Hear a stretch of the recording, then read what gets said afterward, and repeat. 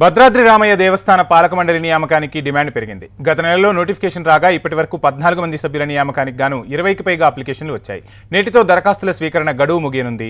రేపు అప్లికేషన్ల పరిశీలన జరగనుంది. తర్వాత ఎండోమెంట్ కమిషనర్కు నివేదిక అందించనున్నారు. పాలక మండలిలో సభ్యత్వం కోసం చాలా మంది పోటీ పడుతున్నారు. ఆశావాహులు ఉమ్మడి ఖమ్మం జిల్లాకు చెందిన 3 మంత్రుల ఆశీస్సుల కోసం విశ్వ ప్రయత్నాలు చేస్తున్నట్టుగా తెలుస్తోంది.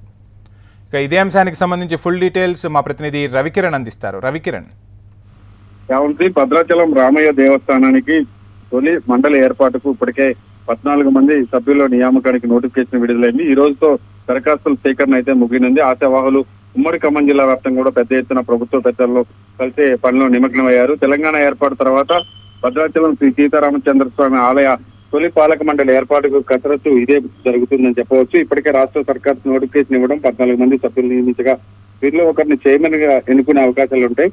గత మార్చి నెలలో నోటిఫికేషన్ వచ్చింది, అనివార్య కార్యాలతో రద్దయింది. గత నెలలో మరోసారి నోటిఫికేషన్ జారీ అయింది. ఈ రోజు దరఖాస్తుల ప్రక్రియ అయితే ఈ రోజుతో ముగియనుంది. ఎండోమెంట్ డిపార్ట్మెంట్ కి సంబంధించి ప్రో ఫార్మాలో పూర్తి చేసి ఖమ్మంలో ఉన్నటువంటి దేవాదాయ కమిషన్ ఆఫీస్ లో ఆ దరఖాస్తులన్నీ కూడా అందిస్తున్నారు.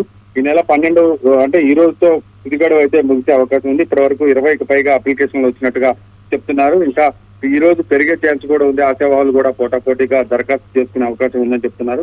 మరోవైపు ఉమ్మడి ఖమ్మం జిల్లాకు చెందిన ప్రభుత్వ పెద్దలను ప్రసన్నం చేసుకునే పనిలో పెద్ద ఎత్తున నేతలందరూ కూడా బిజీ అయ్యారని చెప్పొచ్చు. 1959 జూన్ 1 నుంచి కూడా భద్రాచలం దేవస్థానం ఎండోమెంట్ పరిధిలోకి వచ్చింది. అప్పటి నుంచి 13 సార్లు పాలక మండలి ఏర్పాటైంది. ఉమ్మడి ఏపీలో 2012 నవంబర్ 13 వరకు కూడా చివరి బోర్డు అనేది పనిచేసింది. తెలంగాణ సర్కార్ ఏర్పడ్డాక బీఆర్ఎస్ సర్కార్ 10 ఏళ్ల పాలనలో ఆలయానికి పాలక మండలిని అయితే నియమించలేదు. అభివృద్ధికి కూడా ఎక్కడా కూడా నిధులు రాలేదు. కనీసం కాంగ్రెస్ ప్రభుత్వం వచ్చాక డెవలప్ చేయాలని వాళ్ళంతా కూడా కోరడంతో కాంగ్రెస్ అధికారంలోకి వచ్చిన తదుపరి ఆలయ అభివృద్ధిపై ఫోకస్ పెట్టింది. ఆలయ అభివృద్ధికి భూసేకరణ గాన 60 కోట్ల విడుదల చేసింది. తాజాగా ట్రస్ట్ బోర్డును కూడా ఏర్పాటుకు కసరత్తు చేపట్టింది. ఈ నేపథ్యంలో బోర్డు ఏర్పాటైతే తెలంగాణలో తొలి ట్రస్ట్ బోర్డుగా భద్రాచలం పాలక మండలి ఉండనుంది. దీంతో నామినేషన్ ఆశలు పట్టుకున్నటువంటి